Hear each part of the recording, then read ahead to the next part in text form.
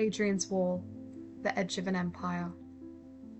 An ancient defensive barrier spanning 80 miles along the Roman province of Britannia, a landmark demonstrating the empire's dominance over Europe, stretching sea to sea across the island.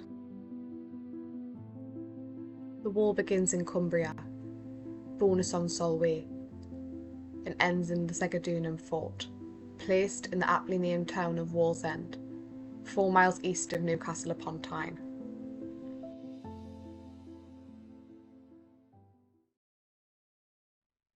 (122 AD). Hadrian has been emperor 5 years, and construction of the wall begins.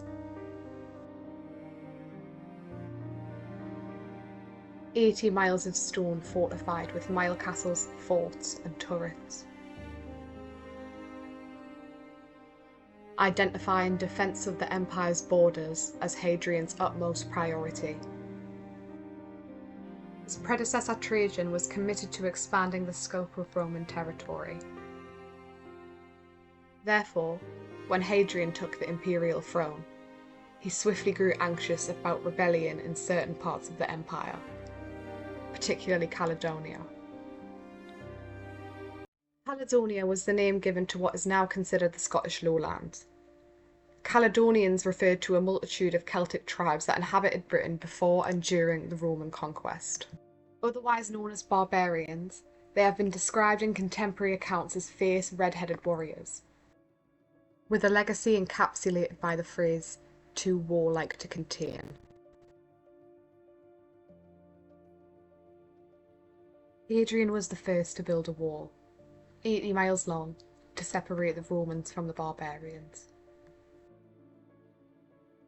St. Bede wrote that Hadrian's wall stood at 12 feet tall. However, the physical reverence of the wall is only rivaled by its legacy and iconography. The wall was used throughout the whole of Hadrian's rule, as well as for centuries after his death.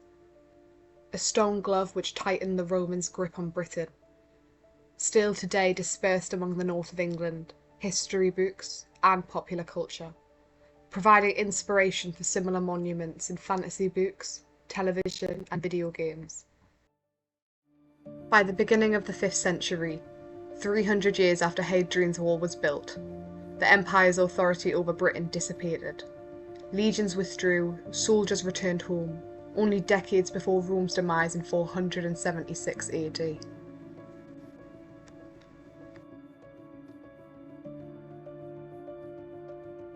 Maintenance and building work ceased. Many stones were stolen and dismantled for repurpose. And Hadrian's Wall was left to the mercy of time. John Clayton was born in 1792, the third son of Newcastle's town clerk Nathaniel Clayton and his wife Dorothy.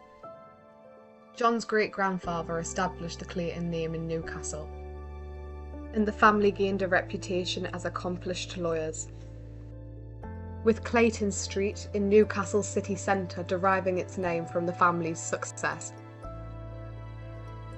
As a child, John was described as excellent and industrious in his studies, with a particular interest in ancient history and the languages of Greek and Latin. His formative experiences only accelerated this spark of interest. When John was 4, his father purchased the Chesters estate, a large manor house, accompanied by acres of land on which stood the ruins of Chelernum, an ancient Roman fort, alongside a central stretch of Hadrian's Wall. The Claytons' landscaping of the site resulted in many archaeological findings, artifacts revealing a great deal about Roman culture and religion. The Clayton family collection is still today on display at Chesters estate. As an adult, John followed his father as town clerk of Newcastle, and also inherited the Chesters estate. He oversaw constructions that dramatically improved the running of railway lines and steamboat passages in the northeast of England. However, he quickly became devoted to preserving the history of his family's estate. He bought neighbouring land which followed the wall for miles, eventually becoming responsible for 5 major Roman forts. However, he did not stop at just protective ownership. His first published work was an account of his excavation of Chelonum's Roman bathhouse.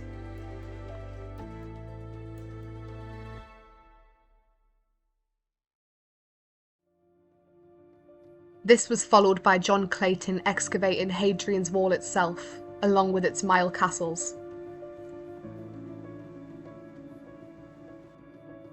The items and discoveries that were found vastly improved the recorded knowledge of Roman Britain, from daily customs to military strategy. Clayton's biography describes him as continually engaged with excavating the wall. His most significant discovery was a series of previously obscured gateways along the Caulfield stretch of the wall. This provided evidence that Roman soldiers would patrol and range on not only their side of the wall, but the Caledonian side as well. Without the work of John Clayton, the life's work of Emperor Hadrian would be nothing but indistinguishable ruins. Clayton's commitment to the archaic landmark and its preservation is fortified by those who knew him, and his frequent wanders along the wall.